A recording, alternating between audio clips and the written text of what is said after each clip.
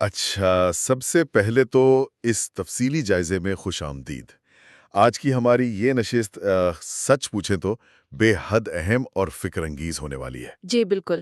کیونکہ آج ہم قرآن پاک کے 11ویں پارے کا یعنی جس کا آغاز یا تذرون سے ہوتا ہے، اس پر ایک بہت گہرا مطالعہ کرنے جا رہے ہیں۔ اور اس مطالعے کے لیے ہمارا جو بنیادی ماخذ ہے وہ ڈاکٹر اسرار احمد کا عظیم علمی شاہکار بیان القرآن ہے۔ صحیح۔ ڈاکٹر صاحب کا اسلوب واقعی اس حوالے سے منفرد ہے۔ ہاں، اور ہمارا آج کا مشن بھی یہی ہے کہ ہم سورہ التوبہ کے اختتامی مضامین اور سورہ یونس کے آغاز کے درمیان جو ایک گہرا منطقی رابطہ ہے نا، جی، اسے دریافت کریں۔ جو کہ اکثر تلاوت کرتے وقت شاید اتنی تفصیل سے واضح نہیں ہو پاتا۔ بالکل نہیں ہو پاتا۔ اچھا، گفتگو کو باقاعدہ شروع کرنے سے پہلے ایک نہایت اہم گزارش اور تعارفی ڈسکلیمر دینا ضروری ہے۔ جی، وہ اے آئی والا۔ ہاں، وہی۔ اس علمی نشست میں جو توازیں شامل ہیں وہ آرٹیفیشل انٹیلیجنس یعنی اے آئی کی مدد سے تیار کی گئی ہیں۔ تو سننے والوں سے یہی گزارش ہے کہ تلفظ یا ادائیگی کی کسی معمولی غلطی کو درگزر کر دیا جائے۔ صحیح کہا۔ البتہ اگر گفتگو کے دوران ڈاکٹر صاحب کی فکر یا قرآنی آیات کے مفہوم کو سمجھنے میں کوئی کوتاہی محسوس ہو تو کامنٹس میں اس کی نشاندہی ضرور کی جائے، تاکہ علم کا یہ سفر بالکل شفاف اور درست سمت میں جاری رہے۔ میرا خیال ہے یہ ڈسکلیمر واقعی بہت ضروری تھا۔ ہے نا؟ جی اور اس نشست کا بنیادی مقصد ہی یہی ہے کہ کلام الہی کی ان گہری پردوں کو کھولا جائے۔ ڈاکٹر اسرار احمد کی تفسیر ہمیں یہی سکھاتی ہے کہ قرآنی صورتوں میں ایک کمال درجے کا تسلسل موجود ہے۔ چلے اس بات کو تفصیل سے سمجھتے ہیں۔ پارے کا جو آغاز ہے نا، وہ غزوہ تبوک کے پس منظر سے ہوتا ہے، بالکل، جو کہ مسلمانوں کے لیے ایک بہت سخت آزمائش کا وقت تھا۔ ہاں، شدید گرمی کا موسم تھا، فصلوں کے پکنے کا وقت تھا مدینہ میں، اور سب سے بڑھ کر یہ کہ اس وقت کی ایک عظیم طاقت یعنی رومی سلطنت کے خلاف نکلنے کا حکم تھا۔ اور اسی مقام پر منافقین نے طرح طرح کے جھوٹے عذر پیش کیے۔ صحیح، اور قرآن نے بڑی سختی سے ان کے ان بہانوں کی کلئی کھولی ہے۔ لفظ یا تذرون کا مطلب ہی یہی ہے کہ وہ بہانے بناتے ہیں۔ لیکن ان سب میں جو بات سب سے زیادہ توجہ طلب ہے، وہ ان 3 مخلص صحابہ کا واقعہ ہے۔ حضرت کعب بن مالک اور ان کے ساتھیوں کا۔ جی ہاں، انہوں نے منافقین کی طرح جھوٹ نہیں بولا، انہوں نے سچ کا راستہ چنا، اور یہ واقعہ دراصل اسلامی تاریخ کا ایک عظیم نفسیاتی اور روحانی سبق ہے۔ تو وہ جو 3 صحابہ تھے، حضرت کعب بن مالک، حضرت مرارہ بن رابی اور حضرت ہلال بن امیہ، محض انسانی سستی اور کاہلی کی وجہ سے اس سفر میں شامل نہ ہو سکے۔ تو جب رسول اللہ صلی اللہ علیہ وآلہ وسلم واپس تشریف لائے تو منافقین نے تو جھوٹے بہانے بنا لیے، قسمیں کھا کر بظاہر بریو ذمہ ہو گئے۔ لیکن ان تینوں نے سچ بولا۔ انہوں نے اعتراف کیا کہ ان کے پاس پیچھے رہ جانے کا کوئی جائز عذر نہیں تھا، اور اس سچ کی انہیں ایک بڑی کڑی قیمت ادا کرنی پڑی۔ بہت سخت قیمت تھی۔ وہ کڑی قیمت کیا تھی؟ مطلب کیا محض ایک عارضی ناراضگی تھی یا اس سے کچھ بڑھ کر تھا؟ یہ ایک مکمل اور شدید ترین معاشرتی بائیکاٹ تھا۔ مکمل بائیکاٹ۔ جی، رسول اللہ صلی اللہ علیہ وآلہ وسلم کے حکم پر پورے مدینہ کے معاشرے نے ان سے بات چیت بند کر دی، یہاں تک کہ آخری دنوں میں ان کی بیویوں کو بھی ان سے الگ رہنے کا حکم دیا گیا۔ اللہ اکبر۔ 50 دن تک وہ ایک انتہائی شدید ذہنی اور جذباتی کرب سے گزرے۔ ذرا تصور کریں، ایک ایسا معاشرہ جہاں سلام کا جواب دینا فرض سمجھا جاتا ہو، وہاں کوئی ان کی طرف دیکھتا تک نہیں تھا۔ یہ تو واقعی سوچ کر ہی رونگٹے کھڑے ہو جاتے ہیں۔ خود قرآن نے ان کی اس کیفیت کو کتنے خوبصورت لیکن لرزہ خیز الفاظ میں بیان کیا ہے کہ زمین اپنی وسعت کے باوجود ان پر تنگ ہو گئیں اور خود ان کی جانیں ان پر عذاب بن گئیں۔ لیکن انہوں نے اس آزمائش میں بھی اللہ اور اس کے رسول کا دامن نہیں چھوڑا۔ بالکل نہیں، اور بالآخر ان کی سچی اور خالی توبہ کو شرف قبولیت بخشا گیا، اور اللہ تعالیٰ نے خود قرآن میں ان کی معافی کا اعلان فرمایا۔ سبحان اللہ۔ اگر ہم اسے بڑی تصویر کے ساتھ جوڑیں تو یہ واقعہ ہمیں ایک زبردست اور ابدی حقیقت بتاتا ہے۔ وہ کیا؟ سچا ایمان اس بات کا تقاضا ہرگز نہیں کرتا کہ انسان سے کبھی کوئی غلطی نہ ہو، یعنی وہ فرشتہ بن جائے۔ صحیح، انسان تو خطا کا پتلا ہے۔ سچا ایمان یہ ہے کہ جب غلطی ہو جائے تو انسان منافقین کی طرح جھوٹی تعویلیں اور بہانے نہ گھڑیں، بلکہ سچے دل سے اور پوری ندامت کے ساتھ اپنے رب کے حضور رجوع کرے۔ غلطی کا اعتراف اور اس پر آنسو بہانا ہی دراصل عبودیت کی معراج ہے۔ جی بالکل۔ یہ بات تو بالکل سمجھ میں آتی ہے، لیکن اسی توبہ کے تصور کو آگے بڑھاتے ہوئے اس پارے میں سورہ توبہ کے اختتام پر سچے مومنین کی انتہائی شاندار صفات بیان کی گئی ہیں۔ ڈاکٹر اسرار احمد نے بیان القرآن میں اس پر بہت تفصیلی بات کی ہے۔ ہاں، اور انہوں نے ان اوصاف کی جو ترتیب بیان کی ہے نا، وہ بہت گہری ہے۔ یعنی ان اوصاف کا آغاز ہوتا ہے التائبون سے، یعنی توبہ کرنے والے، پھر العابدون، عبادت کرنے والے، پھر الحمیدون، حمد کرنے والے، اور آخر میں الساجدون، سجدہ کرنے والے۔ جی یہاں میرے ذہن میں ایک سوال ابھرتا ہے کہ کیا اس ترتیب میں کوئی خاص حکمت ہے؟ مطلب کیا ایک عام انسان کے لیے سیدھا عابد کے مقام تک پہنچنا ممکن ہے، یا اسے لازمی اس توبہ کے ابتدائی مراحل سے ہی گزرنا ہوگا؟ یہ بہت ہی عمدہ سوال ہے۔ اس ترتیب میں واقعی کمال کی حکمت پوشیدہ ہے۔ انسان سیدھا عابد یا مکمل فرما بردار بن ہی نہیں سکتا جب تک کہ اس کا دل پاک نہ ہو۔ اچھا، اسی لیے تائب ہونا سب سے پہلی شرط رکھی گئی ہے۔ توبہ انسان کے دل کو زنگ اور گناہوں سے صاف کرتی ہے۔ یہ وہ بنیاد ہے جس پر پورے ایمان کی عمارت کھڑی ہوتی ہے۔ یعنی کلینزنگ پروسیس پہلے ہے۔ بالکل۔ جب دل صاف ہو جاتا ہے تو اس کے بعد عابد کا درجہ آتا ہے۔ ڈاکٹر صاحب اکثر اس بات پر بہت زور دیتے تھے کہ عبادت کا مفہوم صرف چند مخصوص مذہبی رسومات تک محدود نہیں ہے، بلکہ یہ زندگی کے ہر پہلو پر محیط ہے۔ جی تجارت، معاشرت اور سیاست میں اللہ کی مکمل بندگی اور غلامی کا نام عبادت ہے۔ اور اس ترتیب میں جو آگے حامد اور ساجد کے مقامات ہیں، وہ اس عبودیت کو مزید کیسے نکھارتے ہیں؟ دیکھیں، حامد وہ درجہ ہے جہاں انسان شعوری طور پر ہر حال میں، چاہے دکھ ہو یا سکھ، خوشحالی ہو یا تنگ دستی، اللہ کی حمد اور شکر ادا کرتا ہے۔ وہ جان لیتا ہے کہ اللہ کا ہر فیصلہ حکمت پر مبنی ہے۔ صحیح کہا۔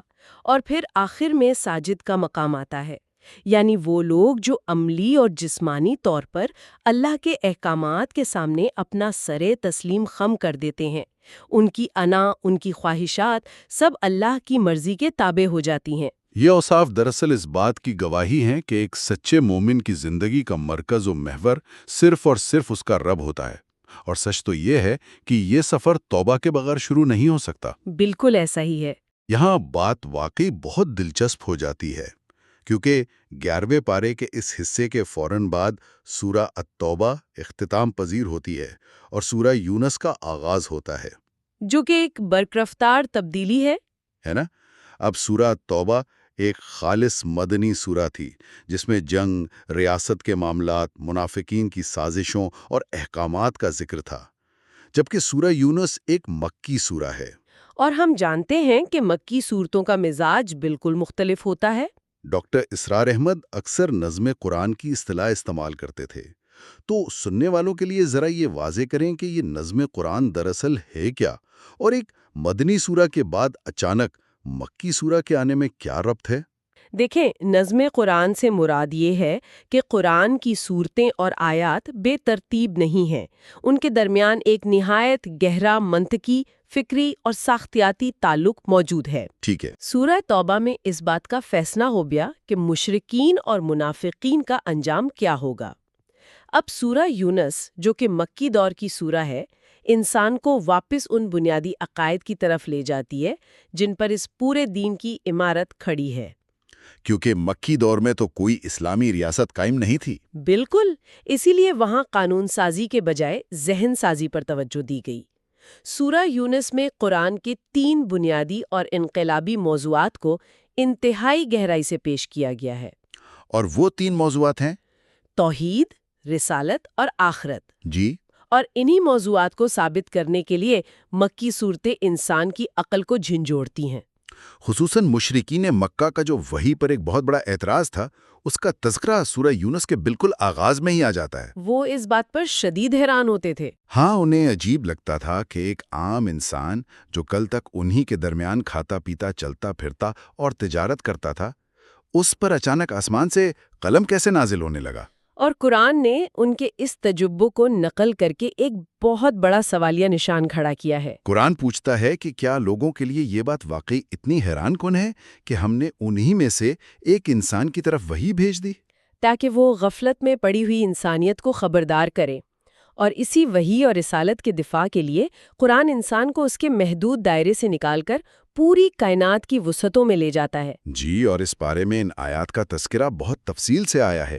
جہاں آسمانوں اور زمین کی 6 دنوں میں تخلیق کا ذکر ہے، یہاں ڈاکٹر اسرار احمد صاحب تکوینی آیات کا ذکر کرتے ہیں۔ اس اصطلاح کا مفہوم کیا ہے اور قرآن ان کے ذریعے توحید کو کیسے ثابت کرتا ہے؟ تکوینی آیات سے مراد قرآن کی وہ آیات ہیں جن میں کائنات کی تخلیق، ستاروں، سیاروں اور فطرت کے مظاہر کا ذکر کیا گیا ہے۔ ٹھیک ہے۔ ڈاکٹر صاحب کی فکر کا ایک بہت ہی روشن پہلو یہ تھا کہ وہ ان آیات کو جدید علم کے تناظر میں کھول کر بیان کرتے تھے۔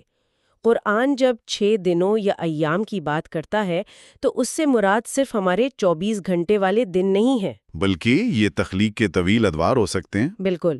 پھر سورہ یونس میں ایک بہت ہی جامع اصطلاح استعمال ہوئی ہے، تدبیر امر۔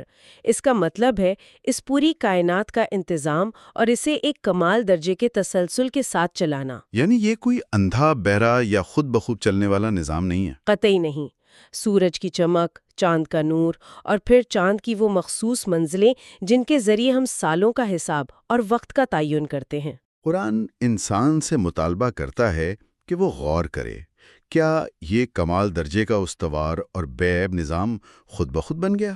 یہ سارا نظام، یہ تکوینی مظاہر اس بات کا چیخ چیخ کر اعلان کر رہے ہیں کہ اس کائنات کو چلانے والی ایک ہی قادر مطلق ہستی ہے اور اسی کے ہاتھ میں تمام اختیارات ہیں۔ اور جب کائنات اتنی باقاعدگی اور حکمت کے ساتھ بنائی گئی ہے تو یہ ناممکن ہے کہ انسان کو یوں ہی بے مقصد پیدا کر دیا گیا ہو۔ یہی وہ نقطہ ہے جو آخرت کے عقیدے کو منطقی طور پر سچ ثابت کرتا ہے۔ بالکل درست۔ تو اس سب کا مطلب کیا ہے؟ ایک طرف کائنات کا اتنا بڑا اور بے عیب نظام ہے اور دوسری طرف ہماری یہ دنیاوی زندگی جس کے پیچھے ہم دن رات بھاگتے ہیں۔ سورہ یونس کے آخری حصے میں ہم دیکھتے ہیں کہ اسی حقیقت کو عملی طور پر سمجھانے کے لیے انہی قصے کو بیان کیا گیا ہے۔ انبیاء کرام کے قصے۔ جی، حضرت نوح علیہ السلام اور حضرت موسیٰ علیہ السلام کے مختصر مگر انتہائی جامع حالات اس پارے میں موجود ہیں۔ حضرت نوح علیہ السلام کا معاملہ ہی دیکھ لیں۔ انہوں نے صدیوں تک اپنی قوم کو انتہائی محبت اور فکر کے ساتھ سمجھایا، لیکن ان کا رویہ کیسا تھا؟ حضرت نوح کی قوم کا رویہ دراصل تکبر اور مادی حد درمی کی ایک بدترین مثال ہے۔ صحیح۔ جب کوئی معاشرہ دنیاوی لذتوں میں غرق ہو جاتا ہے تو وہ حق کی آواز کو سننے سے مکمل طور پر بہرا ہو جاتا ہے۔ انہوں نے دلائل کا جواب استہزاء اور ضد سے دیا۔ اور اس کے بعد قرآن تاریخ کا رخ موڑ کر حضرت موسیٰ علیہ السلام اور فرعون کے تصادم کی طرف لاتا ہے، جو کہ ایک عظیم کشمکش تھی۔ فرعون محض ایک بادشاہ نہیں تھا، وہ اس دور کی سب سے بڑی عالمی طاقت کا متکبر حکمران تھا۔ اس کے پاس طاقت، دولت اور وسائل کا ایک نہ ختم ہونے والا انبار تھا۔ اس کے مقابلے میں حضرت موسیٰ علیہ السلام کے پاس کوئی مادی لشکر نہیں تھا، بلکہ صرف اور صرف اللہ پر کامل توکل تھا۔ ڈاکٹر صاحب کے نزدیک یہ قصے محض ماضی کی داستانیں نہیں ہیں۔ تو پھر کیا ہیں؟ یہ حق اور باطل کے درمیان ایک دائمی اور ہمیشہ جاری رہنے والی کشمکش کی تمثیل ہے۔ اس کشمکش میں ایک مرحلہ ایسا آتا ہے جو انتہائی غور طلب ہے۔ جب فرعون کا ظلم اپنی انتہا کو پہنچ گیا اور بنی اسرائیل کے لیے کھلے عام عبادت گاہوں میں جانا یا اپنے دین پر قائم رہنا ناممکن ہو گیا، تو اللہ تعالیٰ کی طرف سے حضرت موسیٰ علیہ السلام کو ایک خاص حکم ملا۔ جی، قرآن کہتا ہے کہ اپنے گھروں کو ہی قبلہ بنا لو۔ ڈاکٹر اسرار احمد صاحب اس آیت کی وَجْعَلُوا بُيُوتَكُمْ قِبْلَةً کی کیا تشریح کرتے ہیں، اور یہ حکم ان مخصوص حالات میں کیا حکمت رکھتا تھا؟ دیکھیں، یہ نقطہ اس پورے پارے کی جان ہے اور ہر دور کے اہل ایمان کے لیے ایک لائحہ عمل ہے۔ کیسے؟ جب ریاستی اور معاشرتی سطح پر دین پر عمل کرنا جان لیوا ہو جائے، جب پبلک مقامات پر اللہ کا نام لینا اور شاعر اللہ کو قائم کرنا ناممکن بنا دیا جائے، تو دین ختم نہیں ہو جاتا، بلکہ وہ سوسائٹی کی سب سے بنیادی اکائی یعنی گھر کے اندر سمٹ آ جاتا ہے۔ بالکل۔ اپنے گھروں کو قبلہ بنا لو کا مطلب یہ ہے کہ اپنے گھروں کو عبادت گاہوں اور روحانی مراکز میں تبدیل کر لو. وہاں نمازیں قائم کرو، وہاں اللہ کا ذکر کرو اور اپنی اگلی نسل کی تربیت کا مضبوط قلعہ اسے ہی بنا لو. یہ تو واقعی ایک زبردست کاؤنٹر اسٹریٹجی ہے. ڈاکٹر صاحب اس سے استدلال کرتے ہیں کہ جب باہر کا معاشرہ کفر اور شرک کی آندھیوں کی زد میں ہو تو گھر کی چار دیواری کو ایسا روحانی مرکز بنانا چاہیے کہ وہ ایمان کو بچانے کا آخری اور سب سے مضبوط محاذ بن جائے. کتنی زبردست اور عملی حکمت عملی ہے.